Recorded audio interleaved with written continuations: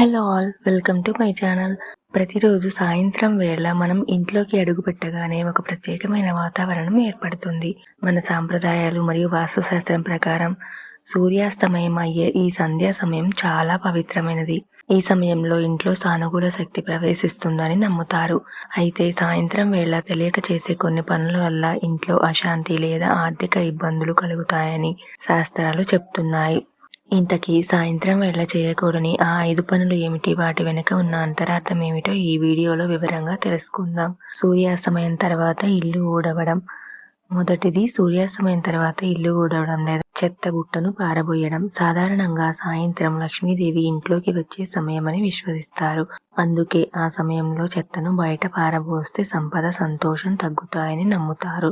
శుభ్రం చేయాల్సి వస్తే ఇల్లు శుభ్రపరచుకోవచ్చు, కానీ చెత్తను ఇంట్లోనే ఒక పక్కగా ఉంచి ఉదయాన్నే పారబోయడం మంచిది. ఇల్లు చీకటిగా ఉంచడం. చీకటి అనేది ప్రతికూల శక్తికి సంకేతం. సాయంత్రం కాగానే ఇంటి ప్రధాన ద్వారం వద్ద, పూజ గదిలో మరియు తులసి కోట వద్ద దీపం వెలిగించడం చాలా శుభప్రదం. ఇంటి సింహద్వారం దగ్గర వెలుగు ఉంటే ఇంట్లోకి సానుకూల శక్తి సులభంగా ప్రవేశిస్తుంది. ఇంట్లో గొడవలు పడడం లేదా కోపంతో మాట్లాడడం. సాయంత్రం వేళ ఇంట్లో కేకలు వేయడం, తిట్టుకోవడం లేదా గొడవ పడడం అస్సలు మంచిది కాదని గ్రంథాలు చెప్తున్నాయి.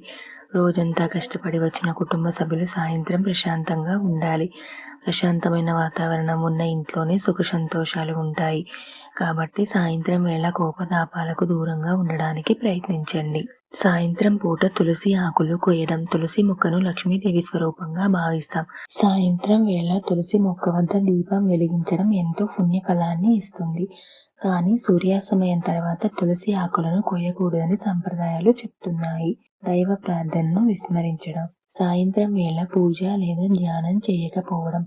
సాయంత్రం పూట కనీసం 5 నిమిషాలైనా దీపం వెలిగించి హారతి ఇచ్చి దేవుడిని ప్రార్థించడం వల్ల ఇంట్లో మంచి వాతావరణం ఏర్పడుతుంది. పెద్ద పూజలు చేయలేకపోయినా ప్రశాంతంగా కూర్చొని నామస్మరణ చేసుకున్నా సరిపోతుంది. చూశారుగా, ఈ నియమాలన్నీ మన ఇంట్లో ప్రశాంతత, సానుకూల వాతావరణం నింపడానికి రూపొందించబడ్డాయి.